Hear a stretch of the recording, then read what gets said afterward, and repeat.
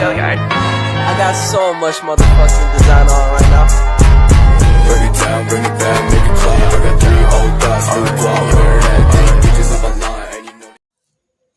Baik, di kelompok 2 ini kita akan membahas tentang IT infrastruktur dan Internet of Things. Yang pertama yang akan dijelaskan oleh saya sendiri yaitu mengenai pengertian IT infrastruktur.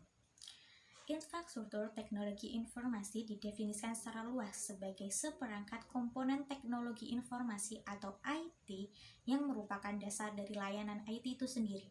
Biasanya komponen fisiknya yaitu berupa komputer dan perangkat keras, tetapi juga berbagai komponen berupa perangkat lunak dan jaringan. Dalam komputasi, infrastruktur teknologi informasi terdiri dari sumber daya fisik dan virtual yang mendukung arus, penyimpanan, pengelolaan, dan analisis data. Infrastruktur teknologi informasi dapat dipusatkan di dalam pusat data atau data center. Infrastruktur IT, perusahaan biasanya mengacu pada komponen yang diperlukan untuk keberadaan, pengoperasian, dan pengelolaan lingkungan IT perusahaan. Infrastruktur IT terdiri dari satu set perangkat fisik dan aplikasi perangkat lunak yang diperlukan untuk mengoperasikan seluruh perusahaan. Nah, dapat disimpulkan atau dapat didefinisikan secara lebih terperinci yaitu IT infrastruktur yaitu berupa teknologi yang mempermudah kita atau kita biasa mengenalnya dalam kehidupan sehari-hari dalam perangkat lunak, perangkat keras, dan berupa komputer yang biasa kita gunakan dalam kegiatan belajar, mengajar, membuat tugas, dan yang lainnya. Jadi, secara garis besar, kalau kita mendengar IT, yaitu informasi teknologi, jika ditambah dengan kata infrastruktur, berarti IT infrastruktur itu berupa alatnya, berupa bendanya, yang mendukung kita dalam berbagai aktivitas maupun aktivitas belajar mengajar maupun aktivitas lain. Jadi IT infrastruktur bisa digunakan di berbagai bidang, bukan hanya di bidang pendidikan saja. Berikutnya yakni evolusi IT infrastruktur dalam kurun waktu lebih dari 50 tahun atau 5 dekade. Terdapat 5 tahap evolusi yang telah dilewati.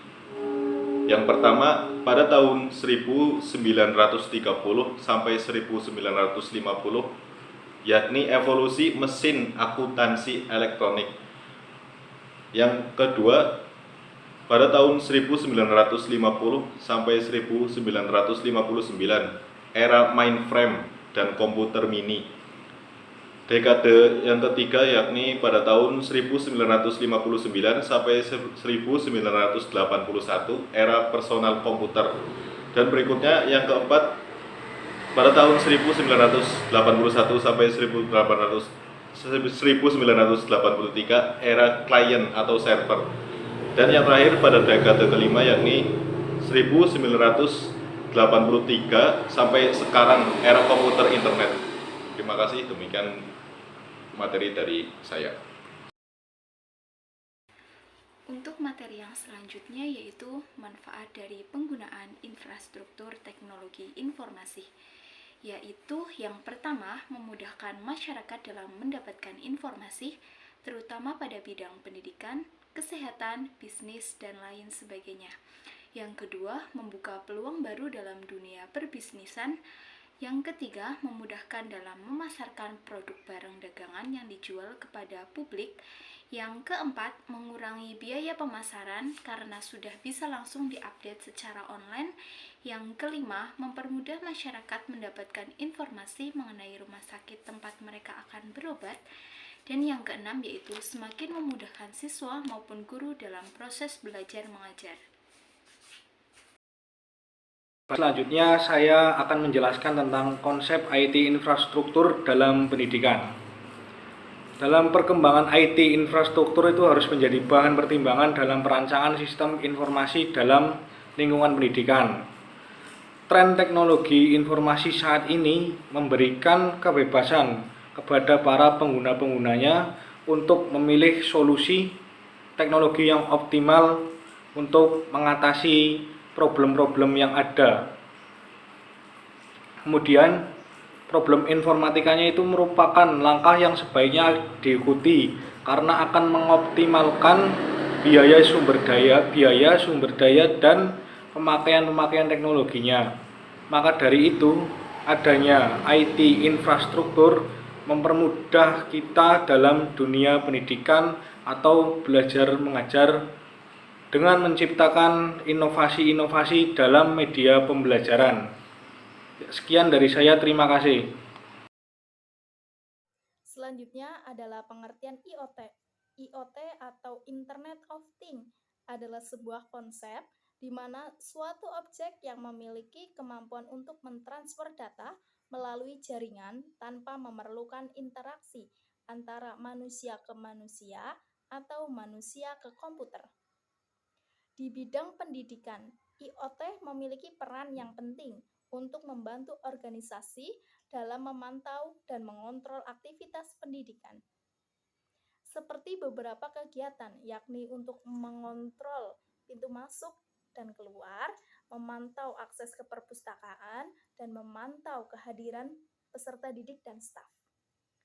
Penerapan IoT pada pendidikan tinggi juga bisa dikembangkan untuk beberapa manfaat seperti penghematan energi, pengecekan kesehatan, administrasi, dan lain sebagainya. Ya, yang selanjutnya yaitu cara kerja IoT. Seperti namanya, Internet of Things bergantung pada internet sebagai konektivitas untuk menyambungkan perangkat satu dan perangkat lainnya di cloud.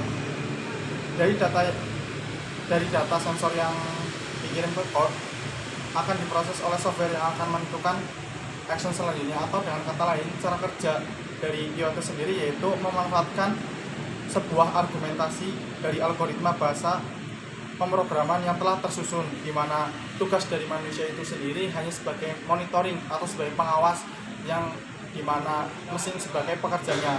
Kendala terbesar dari IoT ini adalah biaya yang mahal serta dengan penyusunan jaringan yang sangat kompleks.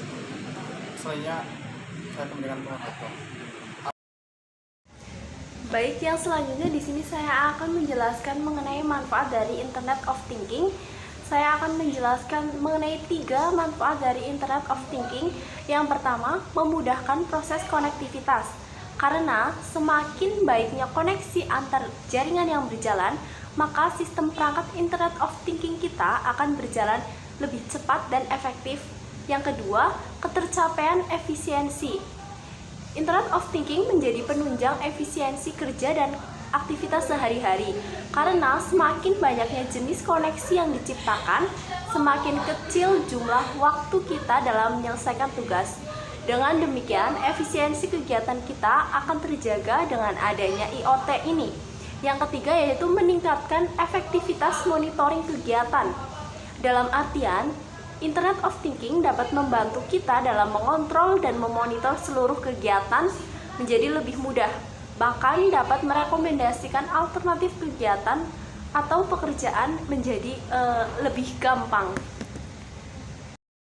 Di sini saya akan menjelaskan tentang konsep Internet of Things dalam pendidikan. Bagaimana sih konsep Internet of Things dalam pendidikan? Nah, dijelaskan bahwasanya pemanfaatan teknologi dalam pendidikan adalah hal yang tidak perlu diperdebatkan lagi. Karena apa? Karena bahwa teknologi informasi dan komunikasi ini telah memberikan dampak yang positif bagi dunia pendidikan, khususnya dalam hal peningkatan kualitas ataupun kuantitas dalam proses belajar mengajar. Nah, selain itu, teknologi informasi dan komunikasi ini juga akan semakin berkembang pesat dengan ditambahnya penerapan Internet of Things di berbagai bidang. Nah, salah satunya dalam bidang pendidikan. Internet of Things memiliki potensi dalam mendukung proses pembelajaran dengan mengoptimalkan komunikasi dan interaktivitas baik antara manusia dengan manusia, manusia dengan benda, ataupun manusia dengan benda. Selanjutnya ada IoT dalam pendidikan atau Internet of Things dalam pendidikan. Contohnya itu ada smart room atau laboratorium untuk pembelajaran, dan juga menunjukkan bagaimana konsep perangkat cerdas itu bekerja. Nah, caranya itu adalah user itu memberi perintah dengan aplikasi appliance hub. Nah, kemudian alat ILET itu mulai bekerja setelah manusianya itu memerintahkan aplikasi tersebut. Kemudian contoh yang di pengaturan yang dilakukan dalam smart room ini adalah proses pengaturan suhu ruangan belajar. Misalkan kita mau menyalakan AC, walaupun kita masih di luar, kita bisa menyalakan ketika kita belum datang, itu sudah AC sudah dinyalakan sebelumnya. Nah, itu termasuk bagian dari Internet of Things.